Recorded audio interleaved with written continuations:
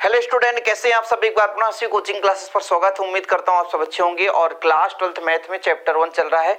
इसके पहले हमने पार्ट 1 पार्ट 2 करा दिया। आज हमारा लेक्चर नंबर 3 है और इसमें हम केवल 2 ही क्वेश्चन करेंगे, लेकिन 2 क्वेश्चन में ना आपको बिल्कुल ऐसा तरीके से समझाया जाएगा कि आगे चल के आप 3 क्वेश्चन भी कर सकते हो, क्योंकि जो हम तुल्यता संबंध समझाने जा रहे हैं बिल्कुल आप बारीकी समझे। यदि आप 1-2 क्वेश्चन भी अच्छे तरीके से कर पाओगे तो यदि एग्जाम में पूछा जाएगा तो कर पाओगे। मेन आप उसके कंसेप्ट को समझें कि वास्तव में तुल्यता संबंध है क्या। आपको परेशान नहीं होना, मेन कंसेप्ट आप समझें कि तुल्यता संबंध क्या है। पहले आप समझो, तुल्यता संबंध के लिए हमें 3 चीज सीखना पड़ेगा। पहला आपका होता है स्वतुल्य। क्या? स्वतुल्य। ठीक है। दूसरा हमको सममित। सममित। ठीक। चलो, तीसरा हमारा होता है संक्रमक। क्या? संक्रमक। ठीक। जैसे स्वतुल्य का मतलब होता है, सीधा एक सिंपल भाषा में आप समझ लो, स्वयं का संबंध स्वयं से यदि हो, यानी ए का रिलेशन ए से हो, स्वयं का संबंध स्वयं से हो, तो वो स्वतुल्य होता है। शॉर्टकट में बताना, क्योंकि इसके पहले हमने चर्चा कर लिया है स्वतुल्य सम्मित। सम्मित में क्या होता है, यदि हम तुम्हारे भाई हैं तो तुम भी हमारे भाई हो, तभी ऐसा हो सकता है, बहन नहीं हो सकते। यदि हम तुम्हारे भाई हैं तो तुम भी हमारे भाई हो, तभी ऐसा संबंध होगा, सम्मित संबंध होगा। तीसरा ये है, यानी ए का भाई बी है और बी का भाई सी है, तब ए का भाई भी सी होना चाहिए। ये आपका संक्रमक है। ये 3 चीज हमको सिद्ध करना है। यदि ऐसा भी लिख सकते हैं, एक्स रिलेशन एक्स, एक्स का संबंध एक्स से हो, ए बी सी मान लो, एक्स वाई जेड मान लो, तो यदि स्वयं का संबंध स्वयं से है तो वास्तव में वो स्वतुल्य संबंध होगा। 2 अवयव लेकर चलो, ए का संबंध इस प्रकार से बी से है, उसी प्रकार बी का संबंध ए से होना चाहिए, तब वो सम्मित संबंध होगा। संक्रमक में आपको ध्यान देना पड़ेगा कि ए का संबंध बी से है और बी का संबंध जो सी से है, तो ए का संबंध भी होना चाहिए। ए बी और सी है, ए का संबंध जो भी यदि भाई का रिश्ता है, बी का संबंध सी से यदि भाई का रिश्ता है, तो ए का भाई भी सी होना चाहिए। यानी तीनों लड़के ले लो, भाई का रिलेशन हो जाएगा। यहां पे 2 लड़के ले लो, सिंपल है। यह चीज हमको सिद्ध करना है दोनों पृष्ठों में। अब चलें क्वेश्चन पर। यदि स्वयं का संबंध स्वयं से हो गया तो स्वतुल्य, ए का संबंध बी से तो बी का संबंध ए से। यदि हम तुमसे संबंध रखे, तुम हमसे संबंध वही रखोगे जो हम तुमसे रख रहे हैं। सी में हम तुमसे, तुम किसी और से, फिर भी हमारा जो तुम किसी और से कर रहे हो वही संबंध हमारा भी उससे होना चाहिए। ये चीज बोल के रखा है। ठीक है, क्लियर है। 3 चीज समझ गए क्या क्या करना पड़ेगा। पहले क्वेश्चन का हल करेंगे, पहले क्वेश्चन का हल ठीक है। फिर दूसरा करेंगे, क्या त्रिभुजों के समुच्चय में सर्वांग सम संबंध तुल्यता संबंध है। क्या त्रिभुजों के समुच्चय में सर्वांग सम संबंध। ये सर्वांग सम का मतलब क्या हुआ, जितने भी त्रिभुज हैं उनके कोण भी बराबर हैं, उनके आकार भी बराबर हैं। इन सबके कोण और आकार, जितने भी त्रिभुज होंगे सभी के कोण और आकार क्या है, बराबर हैं, तभी वो सर्वांग सम त्रिभुज होगा। सर्वांग सम का मतलब प्रत्येक के संगत भुजा भी बराबर और संगत कोण भी बराबर। बिल्कुल जैसा नाक तुम्हारा वैसे नाक उसका, जितना लंबा पैर उसका उतना ही दूसरे का उतना ही लंबा पैर होना चाहिए। सिंपल है। मतलब 2 व्यक्ति हैं, बिल्कुल सर्वांग सम कब कहलाएंगे, जब आंख भी बराबर, नाक भी बराबर, कान भी बराबर, हाथ भी बराबर, पैर भी बराबर, लंबाई भी बराबर, उम्र भी बराबर, सब कुछ बराबर हो, तभी वो सर्वांग सम होगा। त्रिभुज सर्वांग सम कब कहलाएंगे, प्यारे भाइयों, यानी आपका प्रत्येक भुजा भी बराबर हो और कोण भी बराबर हो। 2 त्रिभुज, जैसे हमारे पास एक ए हो गया, बी हो गया, सी हो गया, यहाँ पे हमारा एक त्रिभुज एक्स हो गया, वाई हो गया और जेड हो गया, जेड हो गया। तो हमारा जो ए बी है एक्स वाई से संबंध हो, ए सी हो एक्स जेड से, और बी सी हो हमारा एक्स यहाँ पे वाई जेड से। तो ये दोनों क्या है, बराबर होना चाहिए, यानी संगत भुजा भी बराबर हो, संगत कोण भी बराबर हो। क्वेश्चन दे के रखा सर्वांग सम, यानी समुच्चय में जितने भी त्रिभुज हैं सब के सब बराबर है, एक कैटेगरी के, कोई भी मिस नहीं कर रहा है। समझ रहे हैं। तो हमको 3 चीज हम मानकर चलते हैं, हल करते हैं। माना ए त्रिभुजों का समुच्चय है, ठीक है, जिसमें कौन सा संबंध है, जिनमें सर्वांग समता का संबंध है। ठीक है, सर्वांग समता का संबंध है। इतना तो कर सकते हो कि माना ये त्रिभुजों का समुच्चय है जिसमें सर्वांग समता का संबंध है। सर्वांग सम मतलब सब बराबर है। ठीक है, पहला हमको क्या सिद्ध करना है? स्वतुल्य के लिए। क्या? स्वतुल्य के लिए समझने की कोशिश करेंगे आप लोग। स्वतुल्य के लिए करेंगे इतने में, ठीक है, फिर हम संक्रमक के लिए करेंगे इतना में, फिर हम यहाँ पे सम्मित के लिए करेंगे, दूसरा नंबर हम करेंगे सम्मित के लिए। तो पहला अपन क्रम से करना है ना। ये मैं लाइन खींच दूं इसका मतलब नहीं कि आप भैया ऐसे लाइन बुक में भी कॉपी में भी खींचो, ऐसा नहीं है, एक के बाद एक। ठीक है, स्वतुल्य के लिए थोड़ा समझने की कोशिश करेंगे। यदि मैं कहूं कोई भी त्रिभुज अपने आप से बराबर होगा कि नहीं, स्वतुल्य में स्वयं का संबंध स्वयं से होना चाहिए। तो यदि मैं कह दूं कि कोई भी त्रिभुज जो है अपने आप से क्या होता है, कोई भी त्रिभुज जो है अपने आप से क्या होता है, सर्वांग सम होता है कि नहीं। तो यहां पर यदि मैं लिख दूं कि चूंकि प्रत्येक त्रिभुज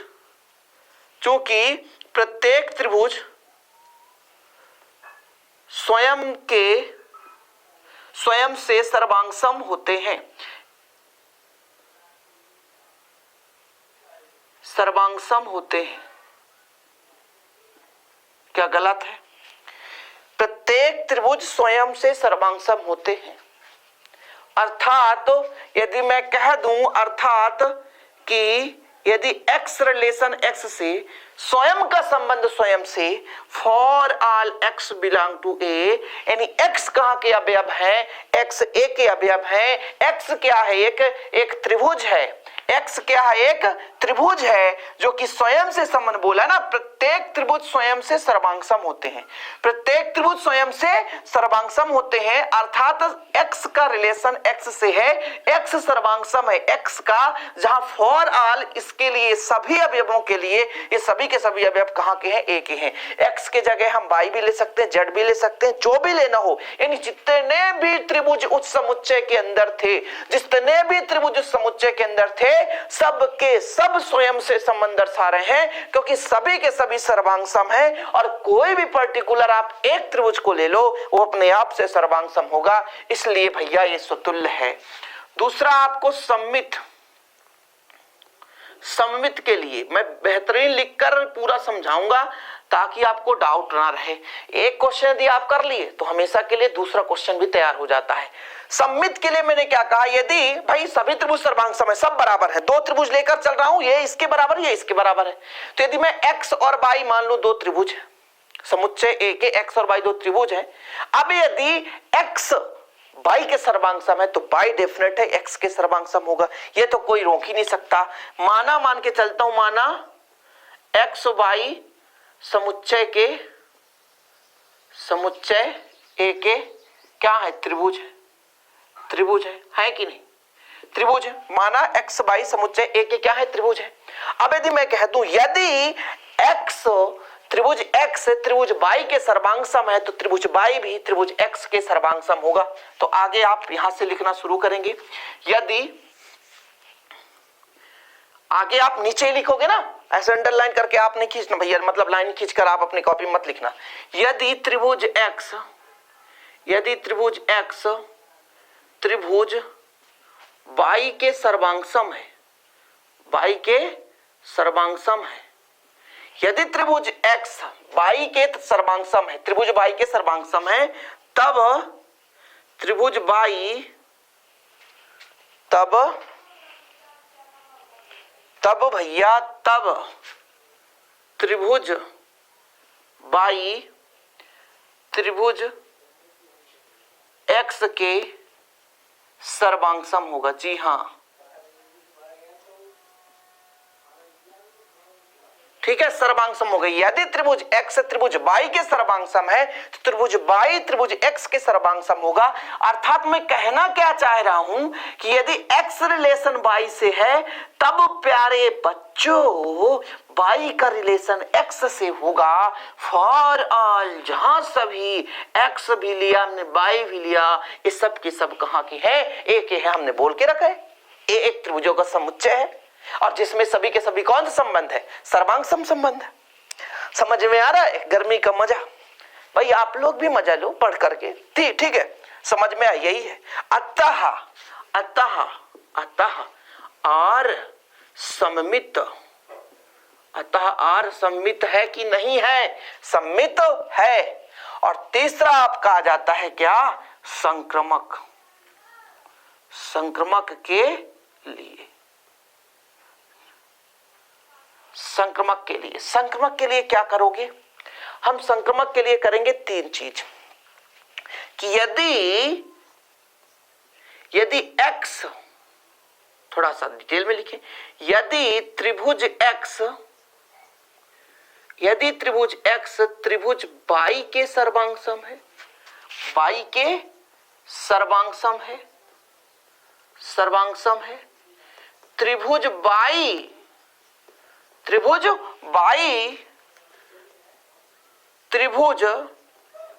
z के सर्वांगसम है, सर्वांगसम है, तब आप क्या कह सकते हो? यदि x y के, हालांकि पहले ही पता है ना त्रिभुज सभी के सभी सर्वांगसम, यदि x y के सर्वांगसम है, y z के सर्वांगसम है, तो x भी z के सर्वांगसम होगा कि नहीं? तब त्रिभुज x त्रिभुज z के सर्वांगसम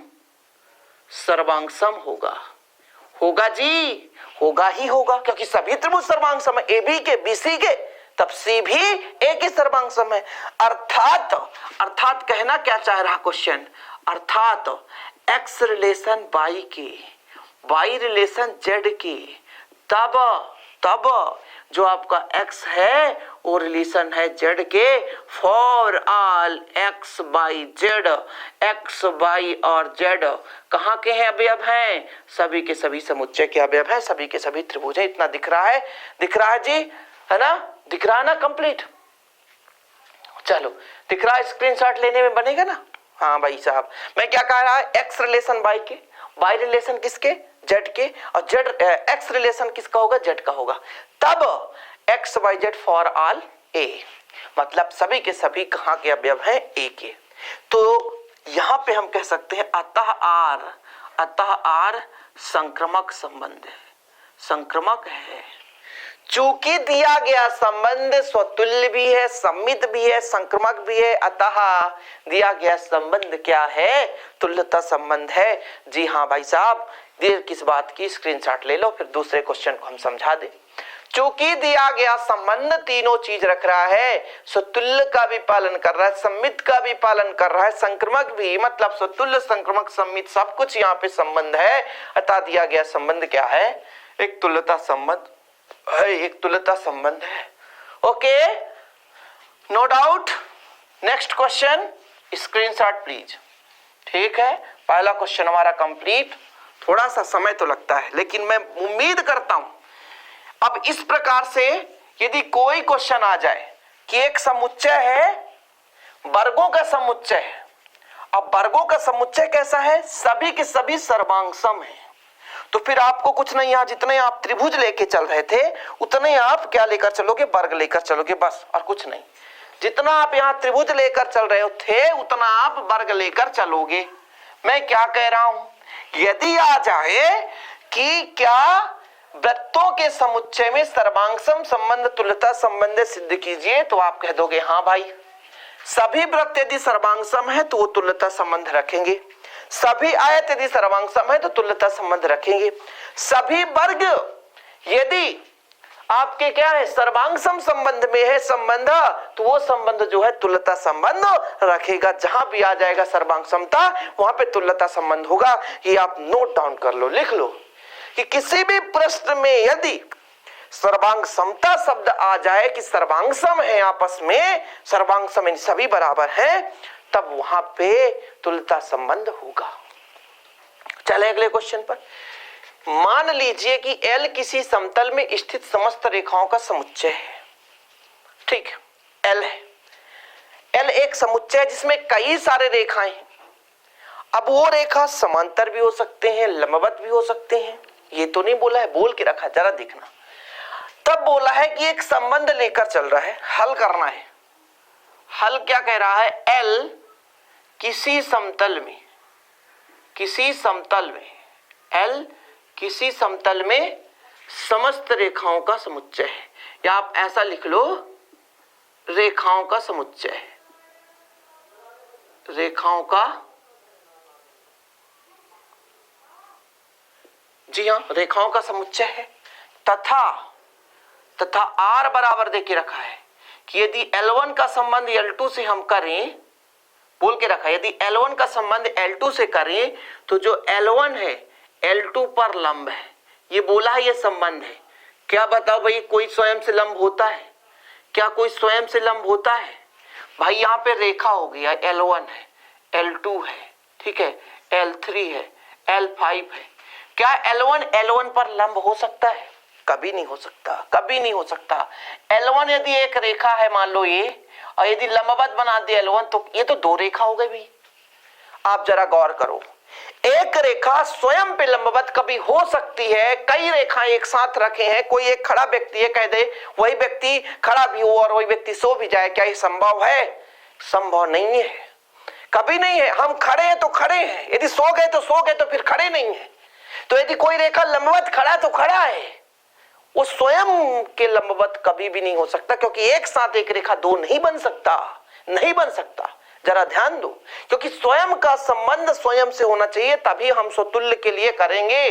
जैसा हम पहला नंबर लेकर चलेंगे, चेक करना है समुच्चय ले परिभाषित एक संबंध है, सिद्ध करना कि R एक सम्मित है, सम्मित तो है, स्वतुल्य और संक्रमक नहीं है, ये सिद्ध करना है। तो हम पहले सिद्ध करेंगे स्वतुल्य के लिए। स्वतुल्य के लिए क्वेश्चन में पहले से बोला है कि स्वतुल्य नहीं है, संक्रमक नहीं है, हमको सिद्ध करना है। तो हम जानते हैं कि कोई भी रेखा, समुच्चय का कोई भी रेखा स्वयं के लंबवत तो नहीं हो सकता। हो सकता है क्या? चूंकि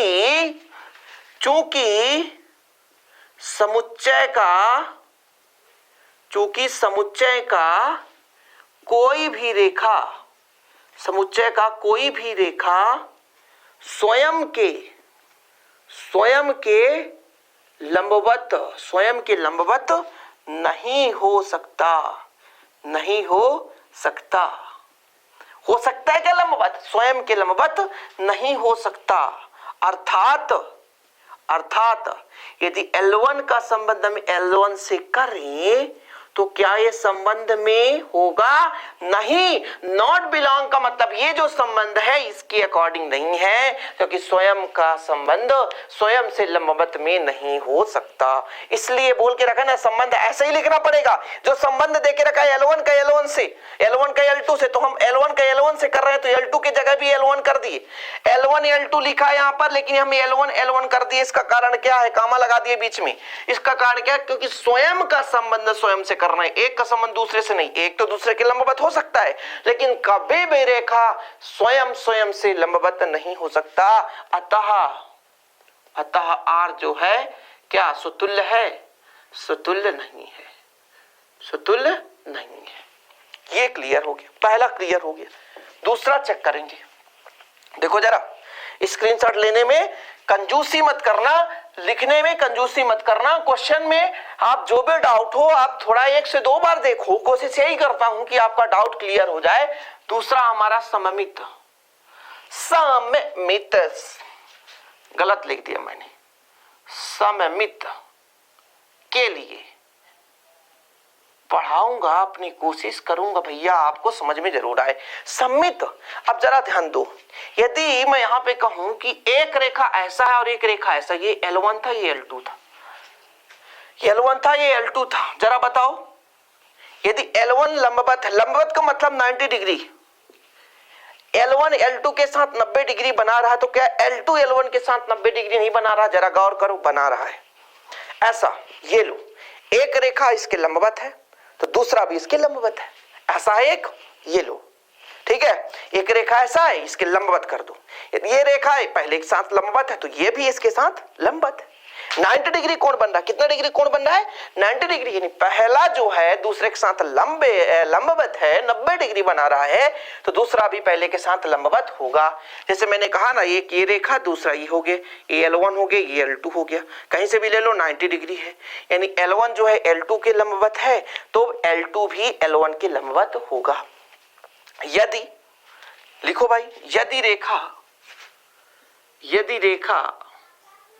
L1 रेखा L2 पर लंब है, L2 पर लंब है, तब रेखा L2 रेखा L1 पर क्या होगा, लंब होगा। अर्थात ध्यान देना जरा, बोल रहा है कि L1 जो है L2 साथ संबंध यदि दर्शा रहा है, तब L2 जो है L1 के साथ संबंध दर्शाएगा। बस यही है।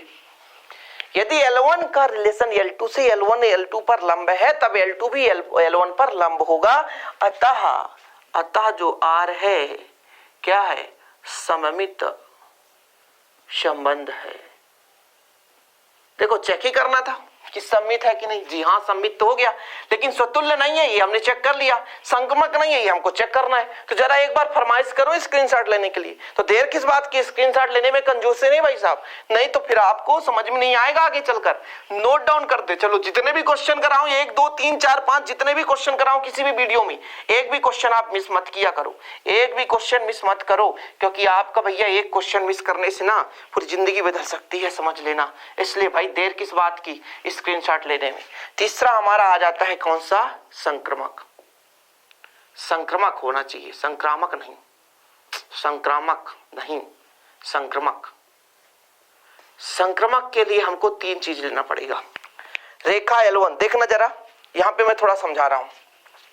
एक रेखा हमारा ऐसा है L1, ठीक, इसके लंबवत में दूसरी रेखा है ये L2।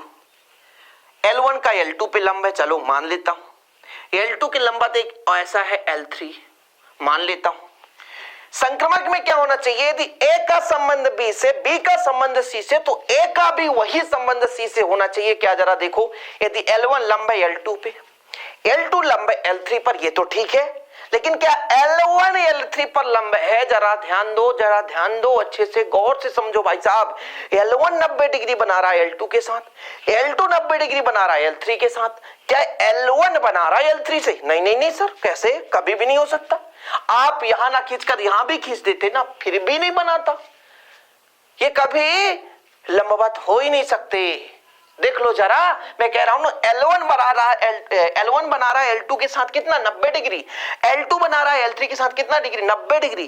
क्या L1 L3 बनाएंगे 90 डिग्री? नो, कभी नहीं बना सकते। तो फिर ये कितने डिग्री? अरे सर बताओ ना, 0, समांतर है सर, कभी 90 बना ही नहीं सकते, केवल 0 ही बनाएंगे। तो यदि मैं यहां पे कह दूं कि यदि रेखा L1 रेखा L2 पर लंब है, क्या है, लंब है ना। रेखा L2 रेखा L3 पर लंब है, रेखा L3 पर लंब है, तब रेखा L1 रेखा L3 पर लंबवत नहीं होगी। इस स्थिति में L1 L3 के समांतर होगी, L1 L3 के समांतर होगी। अर्थात तो हम कह तो रहे हैं L1 का संबंध L2 से हमने 90 डिग्री दर्शा दो, कोई दिक्कत नहीं। इधर हम क्लियर कर दें, थोड़ा ध्यान देना, लास्ट ही चल रहा पोजीशन। फिर हमने कहा L2 को L3 से समझा, हाँ भैया 90 कर दिया, लेकिन जब हमने L1 को L3 से लिया तो भैया जो क्वेश्चन में देके रखा है वो हमारा यहाँ पे पालन नहीं हो रहा है, यहाँ पे केवल पालन हो रहा है समांतर का। क्या, समांतर का। अतः आप क्या लिखोगे, आर क्या है? संक्रामक नहीं है। तो फिर देर किस बात की स्क्रीनशॉट लेने में? Fast please. ये लो भैया, हमारा क्वेश्चन हुआ कंप्लीट। उम्मीद करता हूं 2 ही क्वेश्चन लेकिन लाजवाब रहे होंगे। उम्मीद करता हूं आप लोग बिल्कुल अच्छे तरीके समझ गए होंगे। रटना नहीं पड़ेगा, ये मेरा वादा है आपसे। यदि आप रेगुलर हमारे क्लास में रहते हैं, मैं आपके लिए निरंतर प्रयास करूंगा बेहतर से बेहतर कंटेंट देने के लिए। पूरा का पूरा एनसीईआरटी आप फॉलो करो। एनसीईआरटी से बाहर कुछ नहीं पढ़ना है। और वीडियो पसंद आए तो लाइक करो, शेयर करो। मिलते हैं वीडियो के साथ। जय हिंद, वंदे मातरम।